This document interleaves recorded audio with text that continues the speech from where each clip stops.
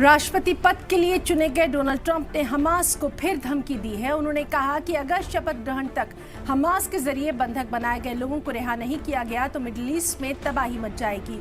उन्होंने फ्लोरिडा में अपने मार-ए-लागो स्टेट में हुई प्रेस कॉन्फ्रेंस में इस धमकी को दोहराया। उन्होंने सहाफियों से कहा कि अगर वो मेरे कुर्सी पर बैठने तक वापस नहीं आते तो मिडिल ईस्ट में सब कुछ बर्बाद हो जाएगा और ये हमास के लिए अच्छा नहीं होगा। ये साफ तौर से किसी के लिए भी अच्छा नहीं होगा। सब कुछ बर्बाद हो जाएगा। मुझे और कुछ कहने की जरूरत नहीं है, लेकिन सच यही है। ट्रंप ने इस बारे में डिटेल में कुछ नहीं बताया कि अगर उनकी कुर्सी पर बैठने तक बंधकों को रिहा नहीं किया गया तो वो क्या कदम उठा सकते हैं। इसके साथ ही उन्होंने इस बारे में डिटेल देने से इनकार कर दिया। अधिकारियों का कहना है कि 7 अक्टूबर 2023 को पकड़े गए कुछ अमेरिकियों सहित लगभग 100 कैदी अभी भी गाजा पट्टी में बंदी हैं। हालांकि उनका मानना है कि उनमें से कई की कैद में ही मौत हो गई होगी।